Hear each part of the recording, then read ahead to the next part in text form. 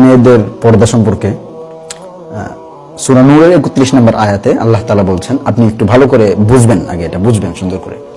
সূরা নূরের 31 নম্বর আয়াতে আল্লাহ তাআলা বলছেন যে মুসলমান নারীদের কথা বলা হচ্ছে, মুসলমান নারীরা যেন এমন ভাবে না হাঁটে যে তাদের গোপন যেই অলংকারগুলো থাকে, যেমন নূপুর, তারপরে হচ্ছে এ জাতীয় পায়েল ইত্যাদি যা থাকে, যা নারীরা পায়ে সাধারণত পরে থাকে, পায়ের অলংকার যেগুলো, এরকম গোপন অলংকারগুলো যেন প্রকাশ না পায়। অলংকার কেন ব্যবহার করা হয়? অলংকার ব্যবহার করা হয় সৌন্দর্যের জন্য। অর্থাৎ মুসলমান নারীরা যেন এমন ভাবে জমিনের মধ্যে না হাঁটে তাদের এই যে সৌন্দর্য প্রদর্শন হয়ে যায়, বা এমন ভাবে তারা যেন না হাঁটে তাদের যে পায়ের বা শরীরের বিভিন্ন অলংকার থাকে সেই অলংকারগুলো প্রকাশ পেয়ে যায়, এমন ভাবে যেন না হাঁটে। আপনি কোরআনের মেজাজ দেখেন, পর্দার ব্যাপারটা আমি পরে বলছি আলাদা করে, সেটা আপনি বুঝবেন।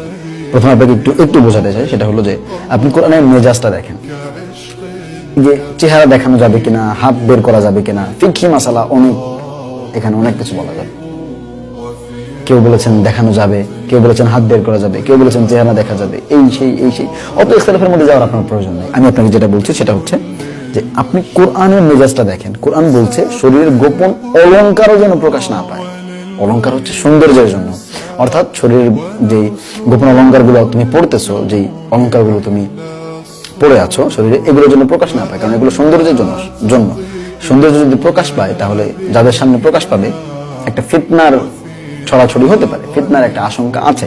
এজন্য যেন ফিতনা না হয়, এজন্য গোপন অলংকারকেও গোপনে রাখার কথা বলা হচ্ছে। এজন্য অনেক উলামায়ে কেরাম এই যে বাজু বিশিষ্ট নূপুর, যেগুলোর মধ্যে ঝুনঝুন করে শব্দ হয়, এগুলো পড়ার ব্যাপারে কিন্তু নিষিদ্ধ ঘোষণা দিয়েছেন। তারা বলছেন এগুলো পড়া হারাম।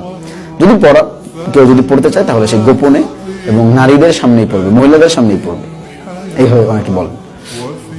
এখন আমার কথা হচ্ছে যে আপনি কোরআনের মেজাজটা দেখেন, যেই কোরআন বলছে যে গোপন অলংকার যেন প্রকাশ না পায়, গোপন অলংকার, তাহলে একবার বলেন তো, আমি যদি আপনাকে বলে দেই ভাই গোপন অলংকারও যেন প্রকাশ না পায়, এর মানে কি চেহারা প্রকাশ পেয়ে যাক নাকি? গোপন অলংকারের ব্যাপারে যেখানে সতর্ক বাণী দেওয়া হচ্ছে সেখানে আপনার চেহারা খোলার কথা বলা হবে? কি মনে হয়? আপনার কোরআনের মেজাজটা বোঝেন। গোপন অলংকার যেন প্রকাশ না পায় কারো সামনে, এটা যেখানে বলা হচ্ছে সেখানে আপনার চেহারা খোলার কথা বলা হবে? একবার ভাবেন, কল্পনা করেন। যাক, এটা আপনার উপর ছেড়ে দিলাম, এখন আপনি আপনার হিসাব করবেন। আরেকটু আমি যদি এই যুগের সাথে তাল মিলিয়ে যদি পর্দার কথা একটু বলি, তাহলে বাহ্যিক যারা মহিলা মাদ্রাসায় পড়েন বা যারা হচ্ছে বেসিক পর্দার ব্যাপারটা জানেন, তাদেরকে ওইভাবে আলাদা করে পর্দার ব্যাপার কিছু বলার নাই। তবে সোশ্যাল মিডিয়ার ক্ষেত্রে আপনাদেরকে একটা জিনিস আমি বলবো, গায়রত। আপনার গায়রত থাকতে হবে 100%। গায়রতের এই সেগমেন্টে আমি আনবো হচ্ছে সোশ্যাল মিডিয়ায় আপনার নামও শেয়ার করবেন না আপনি, সোশ্যাল মিডিয়ায় আপনার ছবি আপনি শেয়ার করবেন না, সোশ্যাল মিডিয়ায় আপনি আপনার নাম্বার শেয়ার করবেন না, সোশ্যাল মিডিয়ায় কারো সাথে শেয়ার করবেন না, সেটা তো ভিন্ন কথা, ওটা তো করবেনই না। কারোর সাথে তো শেয়ার করবেন, ওটা ভিন্ন কথা। সোশ্যাল মিডিয়া অ্যাকাউন্টগুলোতে যতদূর সম্ভব সোশ্যাল মিডিয়া থেকে দূরে থাকা।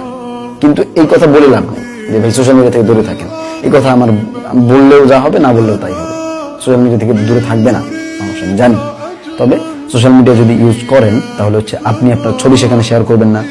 একটু হাত বের করে একটা ছবি দিয়ে আপনি একটা মিউজিক লাগিয়ে দিলেন, আপনার একটা চোখ দেখা যাচ্ছে, একটু পায়ের মোজা দেখা যাচ্ছে, এই দেখা যাচ্ছে, মানে ওই যে ইসলামিক আলহামদুলিল্লাহ, এগুলো আরো বড় ফিতনা। এই যে ইসলামিক আলহামদুলিল্লাহ, এগুলো আরো বড় ফিতনা। এই কাজ করার দরকার নেই। একটু ঘড়ি দেখাইলেন, একটু হচ্ছে হাতের আঙ্গুলগুলো দেখালেন, একটা বিড়ালের মাথায় হাত দিয়ে বা একটা বিড়ালের ছবি তুলে, এগুলো আপনার করার দরকার নেই।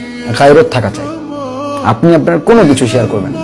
সোশ্যাল মিডিয়ায় আছেন, আপনি ইসলামিক কন্টেন্টগুলো দেখেন, আপনার ভিডিও আপলোড করার প্রয়োজন নেই। আপনি আপনার মতো থাকেন। আমি বলতেছি না সোশ্যাল মিডিয়া থেকে বের হয়ে যান, আমি বললেও আপনি বের হবেন না, আমার জানা আছে।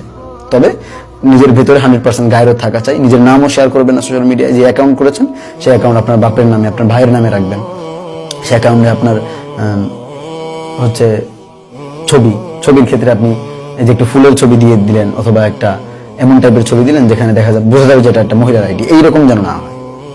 কেউ যেন দেখলে বোঝা যায় না এটা একটা পুরুষের আইডি, এমন ভাবে আপনার আইডিকে সাজাবেন। কারণ একজন পুরুষ সে যখন একটা মহিলার আইডি দেখবে, একজন মহিলার আইডি দেখলে তার মনে একটা শয়তান একটা ওয়াসওয়াসা দিবে, এবং এখানে ফিতনার আশঙ্কা থাকে।